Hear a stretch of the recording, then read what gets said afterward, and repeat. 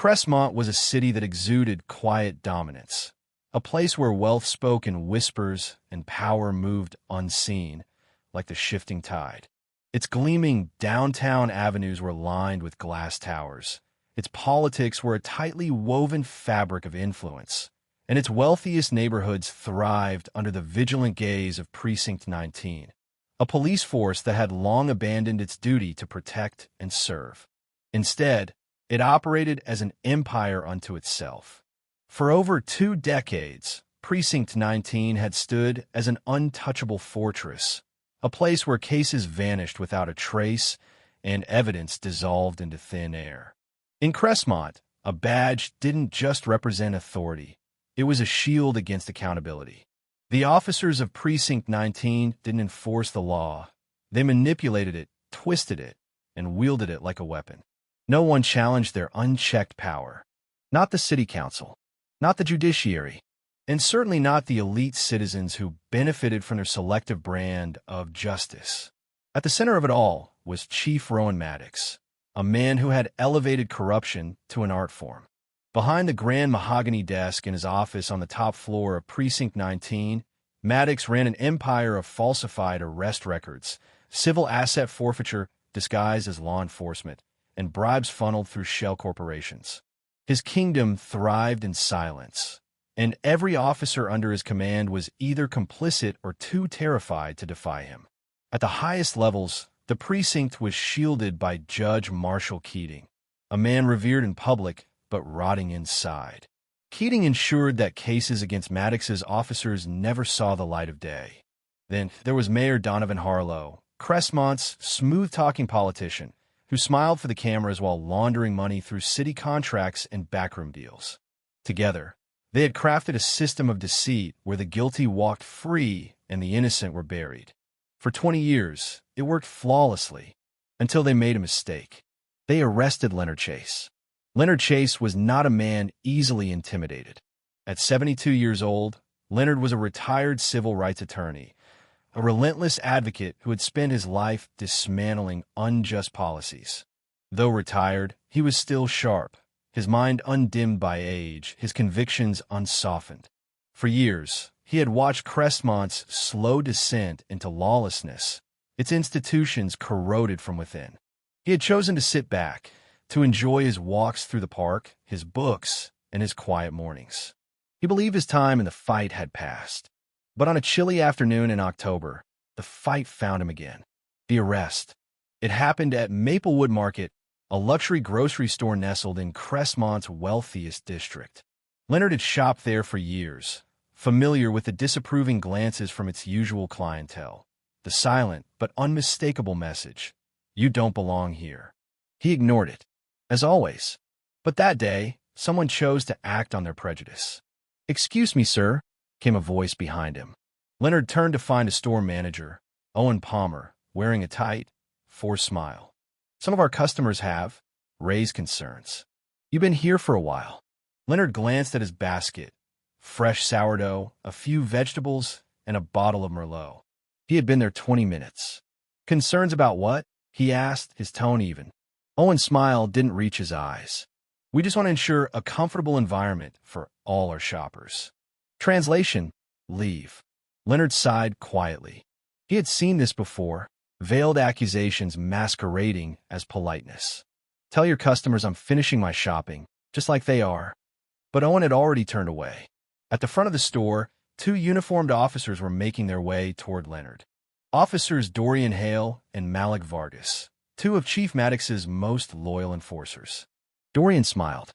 "Sir, we've had reports of suspicious behavior." "I'm grocery shopping," Leonard replied calmly. "That's not suspicious." Malik stepped closer. "We need to see some ID." "No, you don't," Leonard replied, standing firm. "I'm not under suspicion of crime. You have no reasonable cause." Their eyes darkened.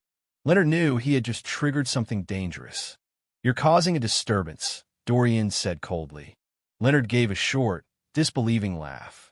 "I haven't raised my voice once."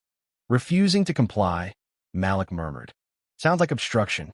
Before Leonard could react, Dorian grabbed his arm hard. He stumbled back into a display of oranges, sending the fruit rolling across the floor. "Stop resisting," Dorian barked. Leonard hadn't moved a muscle. From nearby, a young voice called out, "He's not resisting." Elijah Cross stood by the checkout lanes, phone in hand, recording everything. Dorian turned. "Turn that off." Elijah shook his head. "I know my rights." Malik moved fast. He grabbed Elijah's wrist, twisting it until the phone dropped. "Delete it." Elijah's face twisted in pain. He hesitated. Then he deleted the video. "Smart kid," Malik sneered. They hauled Leonard out of the store, through a gauntlet of silent onlookers and staff who refused to meet his eyes. Outside, the sky was darkening. Leonard's mind was clear. They thought they had put an old man in his place. They had no idea who they were dealing with. Inside Precinct 19, the holding cells stank of sweat and stale coffee. Leonard sat straight-backed on a metal bench, his gaze sharp despite his fatigue. He wasn't the first innocent man to sit there, and he knew he wouldn't be the last. But unlike those before him, Leonard wasn't just another name on a case file. He was a witness. Through the bars, he watched as Malik Vargas filled out his arrest report. Leonard could hear the lies as Vargas mumbled, "Suspect resisted arrest. Attempted to flee. Became aggressive." A young man sat in the corner of the holding area, Elijah Cross. His face was bruised, his hands clenched. "They planted drugs in my car," Elijah muttered. "Said I was dealing." Leonard exhaled. Precinct 19 didn't intimidate, they erased. "Listen to me," Leonard said quietly. "Everything you've seen, every name, every face, remember it." Elijah nodded slowly. Resolve replaced fear. And then a woman appeared. Detective Marisa Hale. Her sharp suit and steely gaze made her stand out. She marched up to the front desk. "Why is Elijah Cross in custody?" she demanded. "Caught with possession," Vargas said lazily. Marissa's jaw clenched. "That's my nephew." Vargas shrugged. "Rules are rules." Marissa turned away. She pulled out her phone and dialed a number she hadn't called in years. "The Parker Files." Miles away, Julian Chase answered on the first ring. "Your father's been arrested," Marissa said. "So has Elijah." "I know," Julian replied. "I have the evidence." She hesitated. Years of data, body cam footage, reports, audio files. She had collected it all. And now, there was no going back. "I'm sending it," she said. "Move fast. Maddox and Harlow are already covering this up." "Let me worry about that," Julian replied.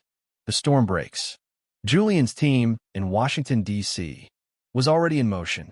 His chief of staff, Renee Caldwell, scanned the documents as they arrived. "This is bad," she said. "No, Julian Directive. This is justice." By dawn, federal warrants were issued. Agents were in place. The fall of Precinct 19. At 2:47 a.m., federal agents surrounded Precinct 19. Julian Chase stood at the front. "Go." Agents stormed in. Officers scattered. Maddox emerged from his office, pale. "What is this?" Maddox barked. Julian stepped forward. "This is justice." By dawn, Maddox was in cuffs. Judge Keating was arrested in his home. Mayor Harlow was intercepted at a private airstrip. Their empire had fallen. A new dawn. Leonard Chase walked out of Precinct 19 as the sun rose. He wasn't just a free man. He was a symbol. Crestmont was waking up. The aftermath. Precinct 19 was shut down. The building became a legal aid center. Marissa Hale led Crestmont's first civilian oversight board. Elijah Cross became an investigative journalist. His expose on Precinct 19's fall made national headlines. Julian Chase formed a federal task force to dismantle corruption in police departments nationwide. But not everyone went quietly. The next war, even in prison, Rowan Maddox's reach extended beyond the bars. His old allies were regrouping. Crestmont wasn't safe. Not yet, but it was ready.